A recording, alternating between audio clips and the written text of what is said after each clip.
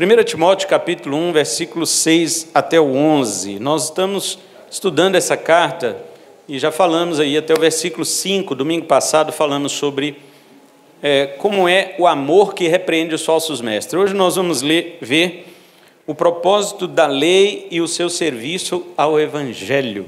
Diz assim, versículos 6 até o 11.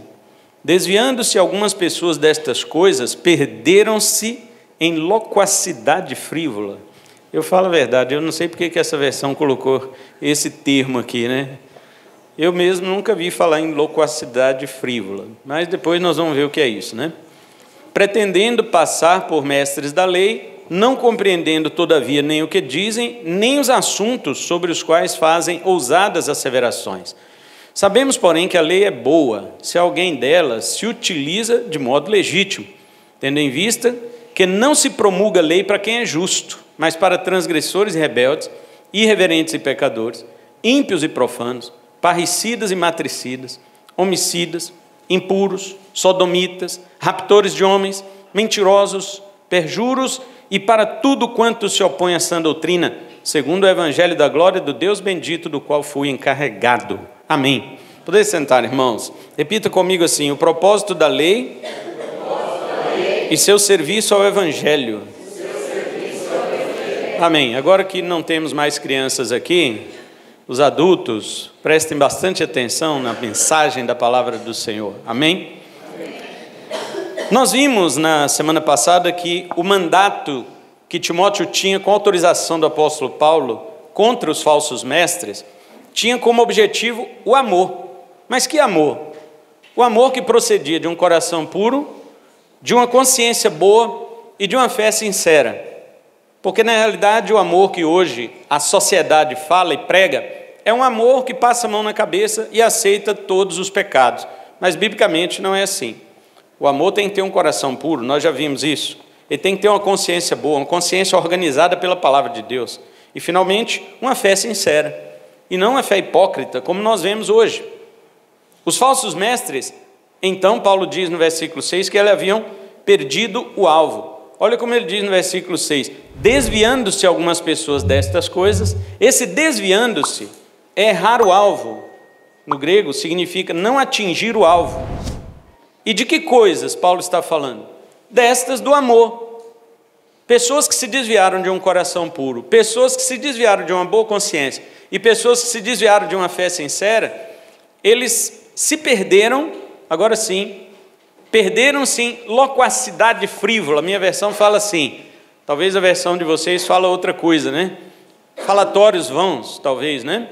Pois, discursos vãos, é isso mesmo, porque a palavra grega que Paulo usa aqui, ele está usando a palavra que significa, no brasileiro, bem falado mesmo, significa conversa fiada. Conversa fiada. Pessoas que não têm um coração puro, pregadores que não têm uma boa consciência e que a fé deles é hipócrita, eles têm conversa fiada na hora de pregar. Só que o que eu estava até conversando, né, com o irmão Everton, o irmão Luciano hoje, nós estávamos falando sobre a facilidade, irmão Luan também, a facilidade que as pessoas têm em aceitar esses discursos. Talvez a mim não me espanta tanto que os falsos mestres estejam pregando. O que me espanta são as pessoas aceitando, porque falta-lhes o critério.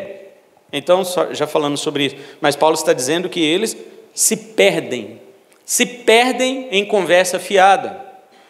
Então, os pregadores, atualmente, eles usam temas bíblicos, mas eles gostam de misturar isso com assuntos mitológicos e fazem disso uma pregação inútil.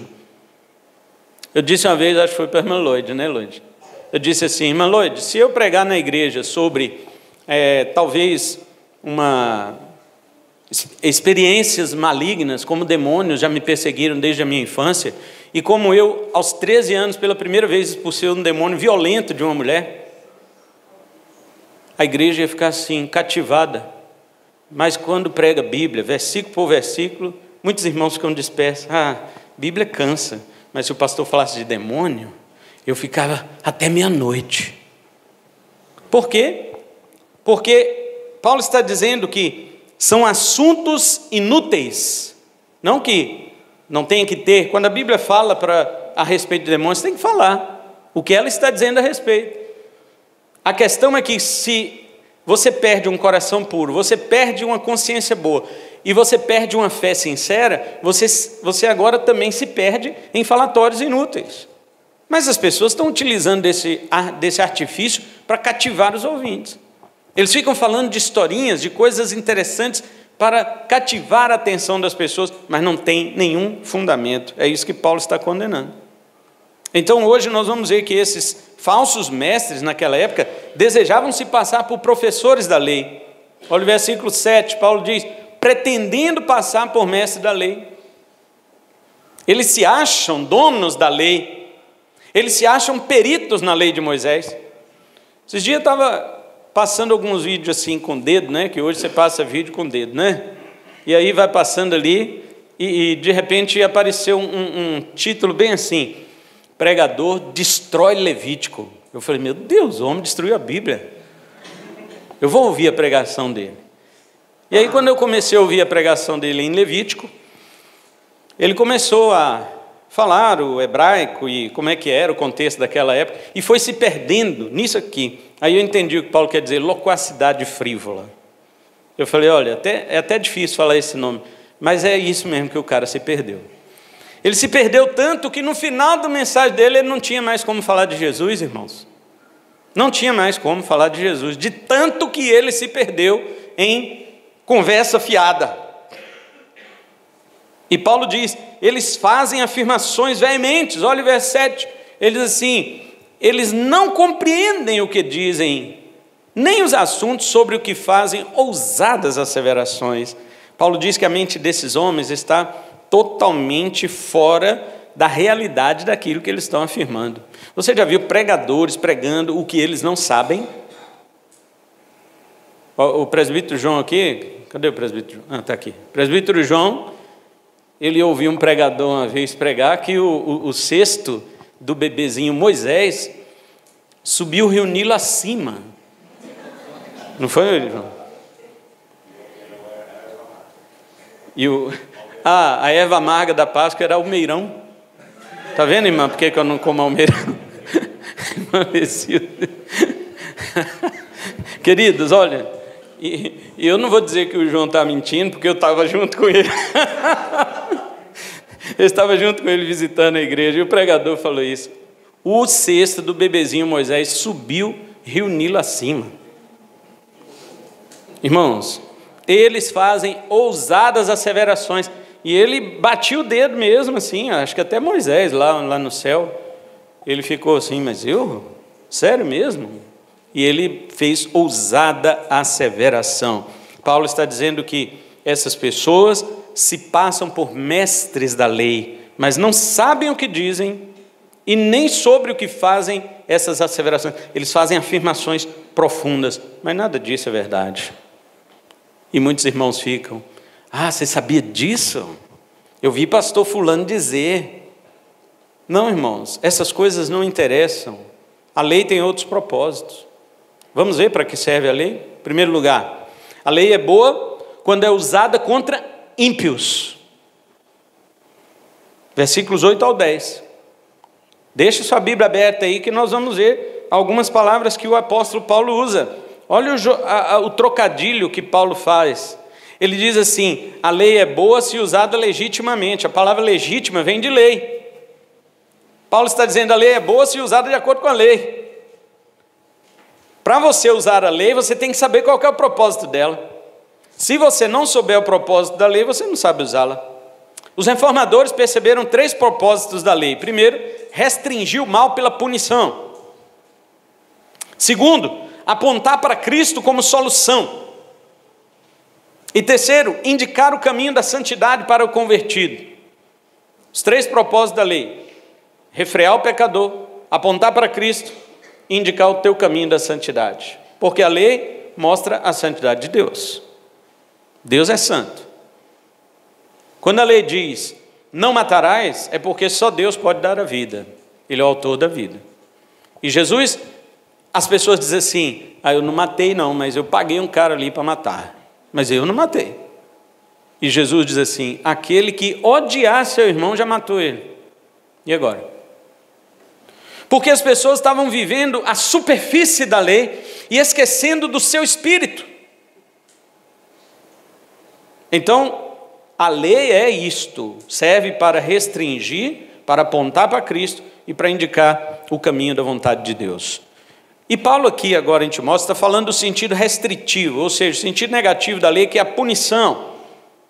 Neste aspecto, a lei não é usada contra justos. Pessoas justas não precisam da lei. Nós não estamos falando nesse regime de exceção que nós estamos vivendo em nosso país atualmente, onde o ladrão vira presidente, o presidiário vira presidente, e os demais eles querem perseguir mesmo, até se você falar alguma coisa, eles querem perseguir. Não estou defendendo ninguém, porque perante a lei de Deus todo mundo é injusto, não é isso que eu estou dizendo. Mas estou falando que um país que se preze, um país que honra pelo menos a lei da sua Constituição, ele tem que entender de antemão, em primeiro lugar, que a lei serve para punir os injustos, para reprimir os bandidos. Bandido tem medo da lei do Brasil? Mas a pessoa de bem tem. Não é disso que nós estamos falando, e nem o apóstolo Paulo. O apóstolo Paulo está dizendo que a lei, falando no estado normal das coisas, ela pune os injustos e recompensa, ou pelo menos ela defende os justos. Pelo menos. Não precisa recompensar justo. O justo não quer recompensa por obedecer a lei, porque ele faz isso do seu próprio coração. Ele não faz por coerção, ele faz por voluntariedade, por entender que quando ele faz as coisas corretas, ele vive em uma boa sociedade. Agora o malandro não, o ímpio não, o traficante não, o ladrão não, o assassino não. Esses querem conturbar a sociedade e instituir pelo medo o seu domínio e o seu poder. E eu não estou falando apenas da classe miseravelmente baixa em todos os sentidos da nossa sociedade. Eu estou falando de todas elas, porque em todas elas tem isso aqui que o apóstolo Paulo fala, conforme nós lemos. Algumas pessoas entendem isso errado e depois perguntam, bem assim como já perguntaram isso para mim: então se você é cristão, agora você pode pecar? Você pode quebrar a lei? Não é isso. Primeiramente porque o cristão recebe a lei no seu coração. O profeta falou assim, que quando você recebesse o Espírito Santo, isso o profeta lá do Antigo Testamento, que não tinha o Espírito Santo. Quando você recebesse o Espírito Santo, ele ia gravar a lei no seu coração. Deus ia gravar não nas pedras mais, como ele havia feito, mas dentro do seu coração. Então você é crente? Amém. Você é convertido? Amém. Você tem o Espírito Santo? Amém. A lei está no seu coração, ela não está fora de você, ela está dentro de você. Segundo lugar, porque você não observa a lei para seguir, o seu coração se inclina naturalmente para ela. Olha a diferença do ímpio para o salvo. O ímpio tem que ter uma lei pesada sobre ele. O salvo, ele mesmo pesa sobre a lei. É o contrário. Terceiro lugar, você não olha para a lei no sentido de depender dela, mas somente de aprender dela. O salvo não depende da lei, ele aprende com a lei. Em quarto lugar, o cristão não olha para a lei com medo de não cumprir, porque aquele em quem ele confia já cumpriu. Quando eu olho para a lei e vejo, eu estou lendo de novo, né, o Antigo Testamento lá. Quando eu passo por aquelas leis de Moisés assim, eu falo, misericórdia, quem pode cumprir isso aqui? Ninguém. Mas aí eu olho para Cristo e falo, ele cumpriu. E como eu confio nele, Deus considera que eu também cumpri. Essa é a justificação pela fé. Aprenda isso, irmãos. Em resumo, o que é justificação pela fé? É quando você sabe que você não cumpre a vontade de Deus, mas você confia naquele que cumpriu. Não só confia, mas você depende dele. É por isso que o cristão não depende da lei, depende de Cristo. O cristão, em quinto lugar, ele não é como o judeu, que olha para o que está escrito na lei e esquece do espírito dela. Ele percebe que a sua carne prefere o pecado, mas o seu espírito, que é a sua nova natureza, prefere a lei de Deus e a vontade de Deus.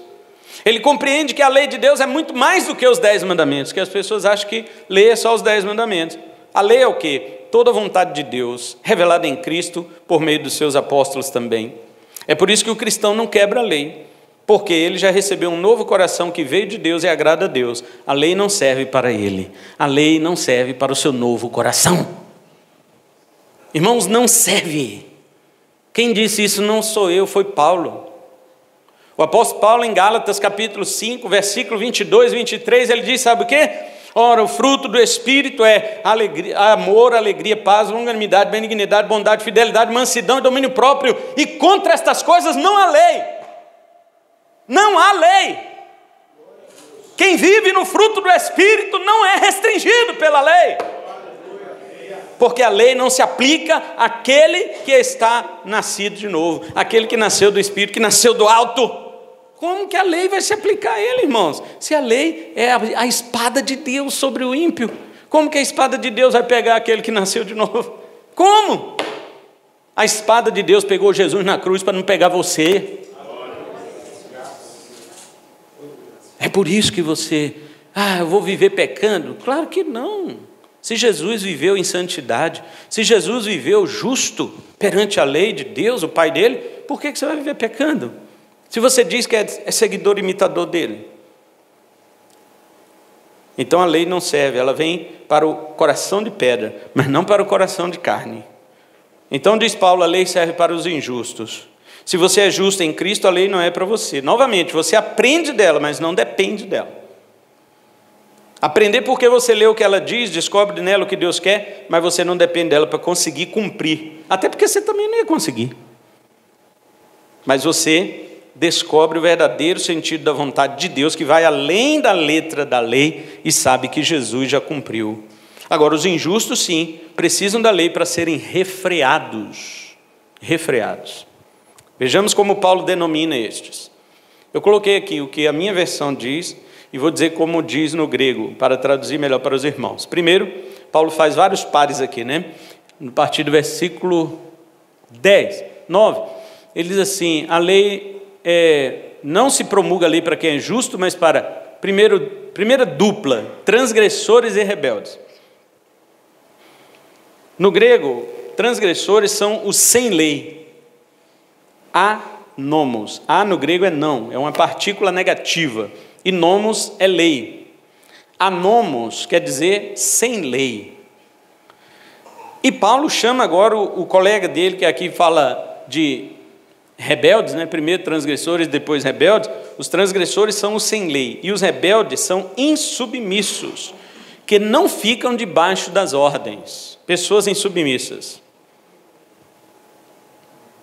A palavra submissão na Bíblia, queridos irmãos, eu não vou me alongar em cada um desses pecadores que estão aqui, porque a lista é longa. Os irmãos estão vendo aí que a lista é muito longa. Se eu for me deter em cada um dessas qualidades aqui, dessas características aqui, cada um dá um sermão.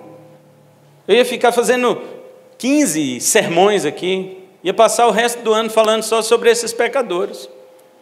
Eu só vou simplificar para os irmãos o que é que ele significa. Pessoas insubmissas são aquelas que não aceitam autoridade sobre si.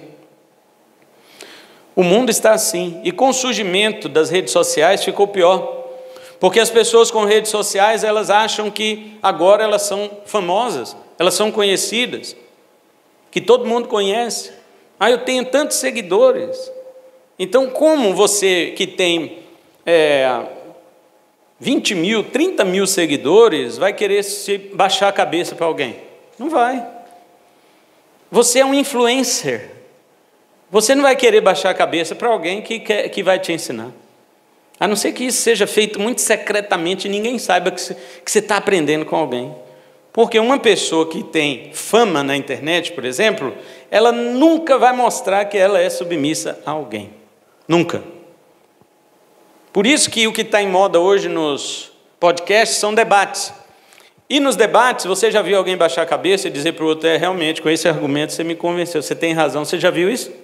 Não existe, porque o ser humano é insubmisso.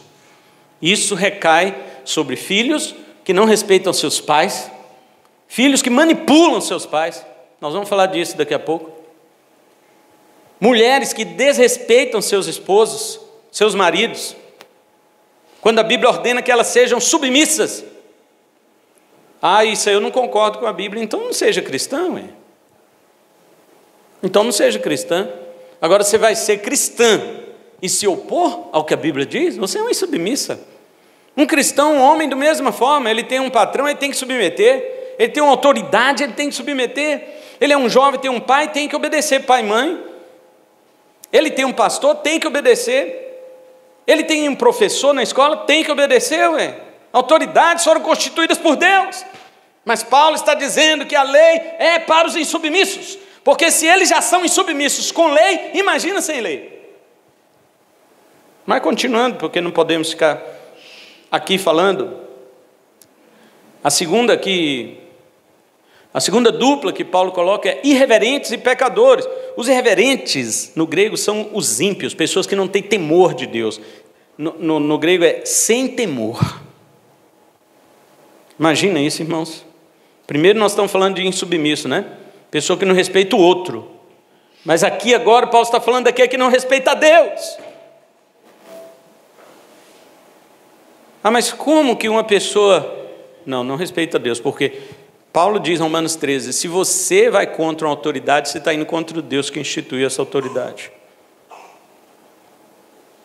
E isso serve para todas as autoridades. Jovens, você quando desrespeita seu pai e sua mãe, você está indo contra Deus, porque quem instituiu seu pai e sua mãe como autoridade foi Deus. Mulher, quando você vai contra seu marido, você está indo contra Deus. Porque quem instituiu ele como autoridade sobre sua vida foi Deus. Empregado, quando você vai contra o seu patrão, contra o seu senhor, você está indo contra Deus, porque foi ele que instituiu a autoridade profissional sobre você. Quando você vai contra os governos que foram estabelecidos na nossa sociedade, você está indo contra Deus, porque a Bíblia diz que foi Deus que instituiu as autoridades. Você ora pelo Lula? Tem que orar. Mas não é oração imprecatória, não. O Senhor conduz ele para aquele lugar assim, não. Ore para que Deus abençoe, que Ele governe o Brasil para trazer paz para a sociedade. 1 Timóteo, nós vamos estudar ainda sobre isso no capítulo 2, mas por enquanto estamos no capítulo 1. Não seja insubmisso, mas também não seja um ímpio, sem temor de Deus. E o colega do ímpio aí são os pecadores. Pecador no grego é aquele que não atinge o alvo. Deus estabelece um alvo, ele não atinge. Depois ele fala ímpios e profanos, Ímpios aqui na nossa Bíblia é que são os profanos, que não são santos, que pelejam contra a santidade. Tudo que é santidade ele vai contra. E os profanos da nossa Bíblia aqui são aqueles que ultrapassam o que é sagrado. Inclusive a palavra profano aqui, no grego ela significa pisar com o pé no limite. Sabe o que significa isso? Uma pessoa profana, na realidade, sabe o que ela é? É uma pessoa que ultrapassa o limite de Deus. Só um exemplo rápido para você entender. Quando Moisés viu a sarça ardente queimando e não se consumia, o que ele fez? Ele falou, vou me aproximar para ver. E quando ele se aproximou, uma voz saiu de dentro daquele arbusto e falou com ele, tira a sandália do teu pé, porque o lugar aqui é santo. Se Moisés não parasse, não tirasse a sandália e continuasse andando, ele seria isso aqui. Ele seria um profano, porque estaria pisando além dos limites de Deus. Mas ele parou na hora, tirou a sandália dos seus pés e ficou esperando o que é que aquela voz ia dizer para ele. E os irmãos conhecem a história, que foi a orientação para libertar o povo de Israel do Egito, certo? Mas ele parou. Parou porque era temente a Deus. Os insubmissos, os ímpios, os profanos e os rebeldes, eles ultrapassam a linha que Deus estabeleceu. Deus fala para casais de namorado, não vão para a cama. Existe o casamento para isso. Eles ultrapassam a linha e vão. Deus diz para a sociedade, eu condeno a prática homossexual. Eles vão para a cama. Quer ver aqui? Deixa eu continuar para você ver. Depois de profano, ele diz assim, parricidas e matricidas. Essas palavras são latinas, né? Elas, parricida quer dizer homicida do pai, né? Mata o pai. Matricida, mata a mãe. O caso mais famoso do Brasil, da Susana Richthofen, que matou seus pais. Ela e o namorado mataram os seus pais. E aí a televisão faz filme para ela. E vocês assistem, né? Não todos, eu sei que não, estou brincando. Mas tem gente que vai lá assistir o filme dela. Uma sociedade que exalta o assassinato é uma sociedade manchada pelo sangue e que contamina a terra. Deuteronômio 33 fala sobre isso. Contamina a terra. O Brasil é uma terra contaminada. O Brasil é uma terra mesmo, no sentido de chão. O Brasil é um chão ensanguentado, de sangue que clama a Deus por vingança e justiça, e um dia isso será reparado. Agora, você imagina, irmãos, cada assassinato, qual é a sua hediondez? Cada assassinato tem a sua feiura, é medonho, o negócio é horrível. Agora, imagina quando Deus julgar o assassino, como é que vai ser? Matricidas, parricidas, matam pais e mães. Depois ele diz, homicidas, que matam homens em geral. Porque, agora no verso 10, olha o que Paulo fala. Ele fala dos impuros e sodomitas, né? Na minha Bíblia. Mas sabe o que são impuros? No grego? Pornográficos. Pornográficos. Todos aqueles que vivem sua vida baseada na pornografia, seja qual for, está incluso aqui. Como condenados por Deus. E também, junto com eles, sodomita. O que é sodomita? Homossexuais.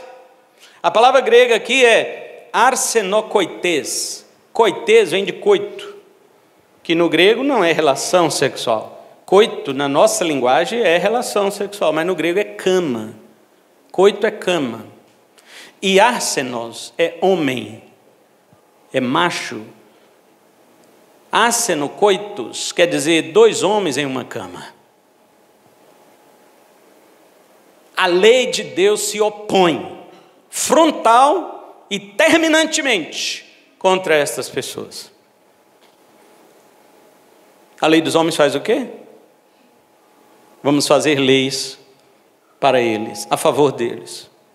Porque tem que proteger a pessoa. Sim, claro, tem que proteger a pessoa. Mas agora, eles se sentindo protegidos, eles elaboram as suas ideologias e começam a impor as suas ideologias na sociedade. E tendo o apoio das autoridades que foram constituídas por Deus para nos governar, e essas autoridades colocam todos os seus materiais nas escolas para contaminar as nossas crianças, para contaminar a nossa juventude, para colocar contra estas pessoas, contra a igreja de Deus. É por isso que hoje a maioria dos homossexuais odeia a igreja. A maioria odeia porque foi colocado na cabeça deles que a igreja é intolerante. Eles querem que o pecado deles seja aceito como normal. Agora eu digo para você, pergunte um assassino se ele também não quer que o pecado dele seja considerado normal. Pergunte um estuprador se ele não quer também que o pecado dele seja considerado normal. Pergunte um mentiroso, que aqui também Paulo fala, depois ele diz assim, raptores de homens, que são sequestradores, mentirosos aqui, mentirosos e perjuros. Mentirosos são aqueles que contam as mentiras no seu dia a dia, e os perjuros são os mentirosos nos tribunais. Os mentirosos que vão aos tribunais fazer juramento de mentira, de coisa que ele não viu, e ele vai lá como testemunho ocular, sendo que ele nada viu.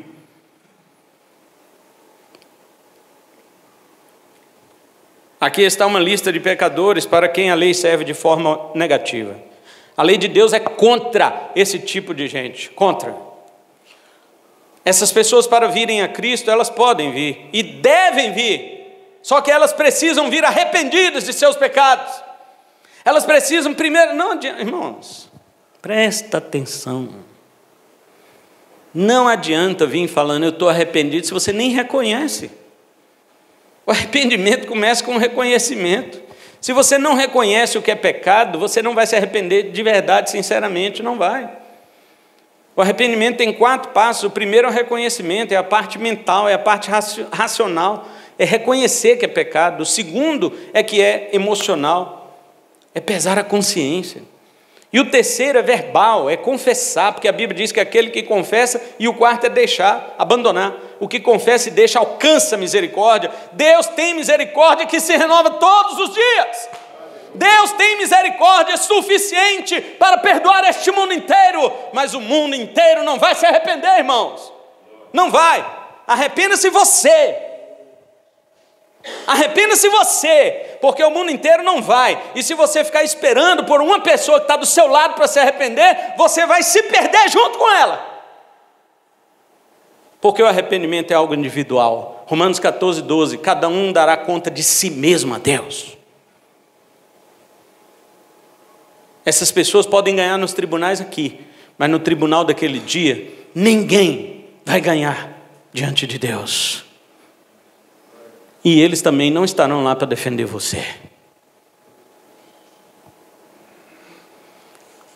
A lei dos homens não só ignora, como defende essas pessoas citadas por Paulo. Você viu o que eu citei aqui? Foi alguma coisa minha? Foi de Paulo, apóstolo. A lei dos homens não tem autoridade sobre a lei de Deus, irmãos. Claro que a gente está aqui e nós temos que obedecer a lei dos homens, até o ponto em que ela não conflite diretamente com a lei de Deus. Se conflitar, eu sou obrigado a desobedecer a lei dos homens. Porque Pedro falou isso para as autoridades de sua época. Mais importa obedecer a Deus do que aos homens. E você acha que tem crente com coragem para isso hoje em dia? Irmãos, veja o que está acontecendo só na área política do nosso país para você ver. As pessoas mudando o seu discurso por causa de uma pressão. Vem uma pressão, ele muda. Vem outra pressão do outro lado, ele muda o seu discurso. Agora imagine nos dias do anticristo. Você quer agradar a Deus? Você deve aceitar a vontade dEle, revelada na lei dEle. Caso contrário, ela se voltará contra você. No último dia não haverá nenhuma lei dos homens em vigor para defender você. Algo que eu achei interessante é que alguns estudiosos combinam estes pecadores de Paulo aqui com a quebra dos 10 mandamentos. Não sei se os irmãos repararam, os assassinos de pai e mãe quebram o 5º mandamento, que é honra teu pai e tua mãe. Os homicidas quebram o 6º, que é não matarás. Os pornográficos e homossexuais quebram o 7º, que é não adulterarás. Os sequestradores quebram o 8º, que é não furtarás. Os mentirosos quebram o 9º, que é não darás falso testemunho contra o teu próximo. Pelo menos alguns deles, Paulo tinha em mente os 10 mandamentos, para mostrar como a humanidade inteira destrói a lei de Deus. Destrói a lei de Deus, não a lei em si, mas para eles não conseguem obedecer. Mais uma vez, sabe que isso deve lembrar você, meu irmão? Que você depende daquele que cumpriu a lei. Você depende de Cristo, porque você não consegue cumprir. Não adianta vir falar salvação pela lei, salvação pelas obras. Não, nem adianta. Se você quiser ser salvo pelas obras, Deus vai ter só uma perguntinha para você. Eu quero saber de suas boas obras desde o dia que você nasceu até o dia que você morreu, sem falhar em nenhuma, e em nenhum minuto ter feito nenhuma obra ruim da sua vida. Você consegue isso diante de Deus? Se você falhar 1 minuto da sua vida de 80 anos, você já não entra no céu. Aliás, você não entra no céu desde que nasce, né? Porque Jesus falou que tem que nascer de novo. Para entrar no reino de Deus tem que nascer de novo. Irmãos, eu vou parar aqui porque o nosso horário já encerrou. Eu teria ainda o segundo ponto para falar, que o primeiro é, para que a lei? A lei é contra os ímpios. É isso que Paulo está dizendo. Mas, em segundo lugar, Paulo diz que a lei é serva do Evangelho. A lei é serva da sã doutrina. Mas como isso também vai demandar um tempo de pregação, eu vou deixar isso para agosto, né? Vou deixar para agosto, porque domingo que vem é festa das irmãs, não é isso? Então, sábado que vem, domingo que vem, já é festividade das irmãs, e eu vou deixar esse segundo ponto para agosto. Os irmãos, então, fiquem na expectativa, né, sobre esses dois aspectos da lei que Paulo usou aqui. Primeiro, a lei que vai contra o ímpio. E segundo, a lei que defende a sã doutrina. Irmãos, isso é maravilhoso. A lei de Deus foi dada muito antes do Evangelho. Mas Deus já tinha em mente o seu Evangelho lá na frente para que a lei dele viesse defendê-lo. A lei de Deus serve para defender o Evangelho. Glória a Deus por isso. Então, para encerrar somente este ponto aqui, eu quero fazer algumas perguntas para a sua reflexão. Em primeiro lugar, falando sobre o que o apóstolo Paulo tinha dito no versículo 6, você tem dado ouvidos a esses pregadores de internet, de falatórios vãos?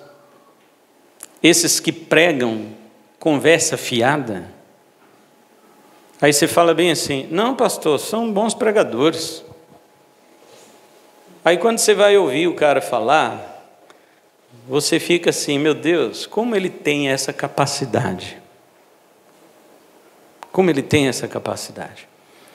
O Edir Macedo, por exemplo, ele falou que Adão e Eva foram expulsos do jardim porque não deram dízimo. Eles tocaram na árvore que era o dízimo. Eles comeram o dízimo. Sério, irmãos. Agora você imagina, eu estou dando aqui só um exemplo que eu lembrei, mas a internet tem coisa muito pior do que a de Macedo. A de Macedo já ficou ultrapassado. Hoje tem muita gente pior do que ele na internet, falando loquacidade frívola, falando conversa fiada, e um monte de gente aplaudindo, um monte de gente admitindo que aquilo é a verdade. Por que eles fazem isso? Porque estão revoltados com a igreja. Aí quando vem alguém que dá de taca na igreja, ele concorda. Por quê? Porque ele já tem a revolta interior contra a igreja. Aí ouve alguém falar mal da igreja, ele fica a favor daquela pessoa. Isso é só um exemplo. A outra pergunta que eu quero fazer para você, que está no verso 7, você recebe dessas pessoas as asseverações, as afirmações que eles fazem como palavra de Deus? Como lei? Você acha que a lei de Deus serve para isso mesmo, que as pessoas estão pregando por aí? Que você tem que guardar sábado, que você não pode comer carne de porco? É isso? Esses que querem se passar por mestres da lei, querem se passar. Mas Paulo diz, nem o que dizem não compreendem e nem os assuntos sobre os quais fazem as suas afirmações. Terceira pergunta que eu quero te fazer. A lei é boa quando usada de modo legal, de modo legítimo. E como a lei tem sido usada para você? A lei tem sido usada contra você ou a seu favor? A lei é usada contra quando nós estamos em transgressão. Se você está em uma dessas características que Paulo citou aqui, se você é um transgressor e rebelde, se você é um irreverente e pecador, se você é um ímpio e profano, se você é parricida e matricida, não, que Deus me livre, nunca matei meu pai. Mas não teve um momento que você pensou, eu queria que meu pai morresse, eu queria que minha mãe morresse? Nunca? Você pensou isso? Isso é assassinato. Se você não se arrepender, você vai responder isso diante de Deus. Eu já vi filhos sobre o caixão dos seus pais no velório, dando murros no caixão e chorando de remorso louco, porque toda a vida ele queria que o pai ou a mãe morresse, e no dia que morreu ele se arrependeu, não pôde pedir perdão. Jesus falou que aquele que odiar aquele outro já matou ele.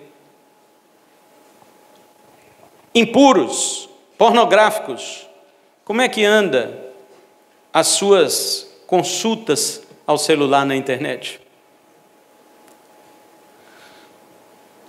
Sodomitas, que são os homossexuais, como está a sua inclinação? Ah, mas eu nasci assim. É claro, todo mundo nasceu pecador, mas todo mundo tem que se arrepender. Ah, eu tenho que me assumir, mas Jesus falou, você tem que se negar. Você fica com quem? Eu fico com Jesus. Teve a filha de uma pastora aqui no Brasil, que eu saí do armário e me assumi. Minha mãe me apoiou. Aí eu escrevi uma mensagem para ela. Falei, Jesus mandou você se negar, não foi você se assumir. Quem não negar a si mesmo, não pode ser meu discípulo. E isto é para todos os pecados. Não normalize o seu pecado. Não adianta.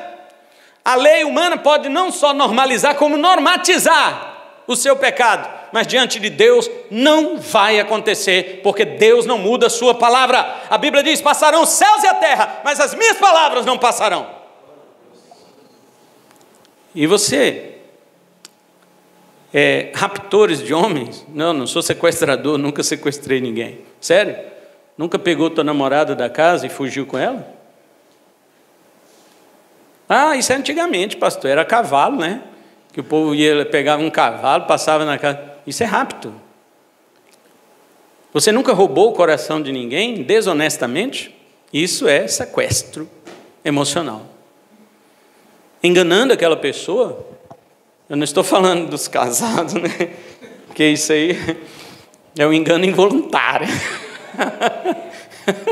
É involuntário, eu não sabia que era assim, né? Então, mas eu digo voluntariamente. Você é um mentiroso? Você é um perjuro? Você fez votos? Você fez promessas e não cumpriu?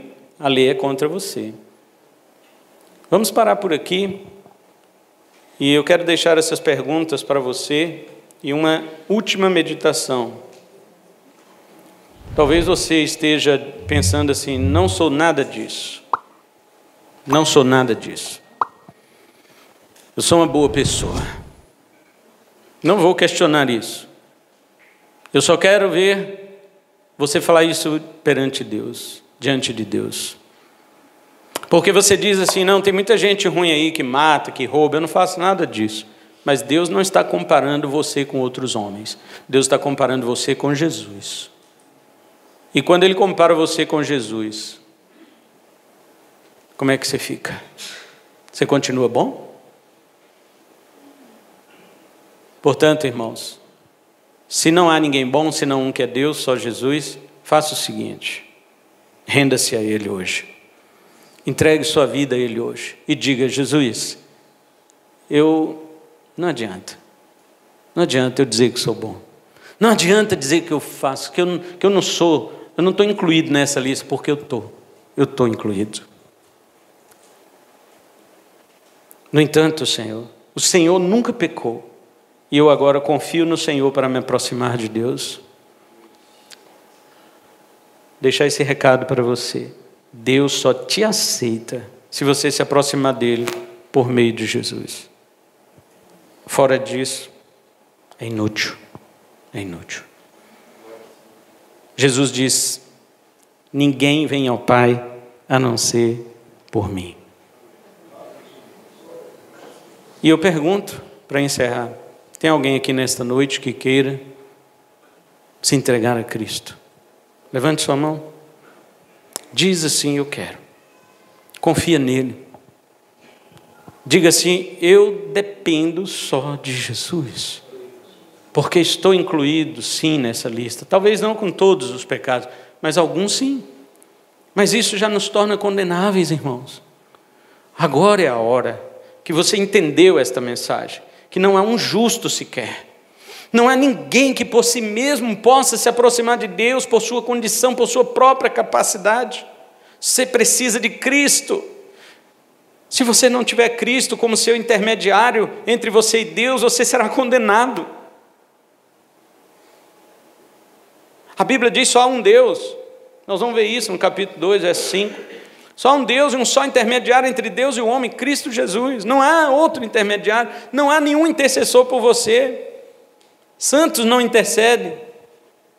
Nós oramos aqui, por que os crentes oram? Nós oramos, porque para que Deus faça a vontade dele.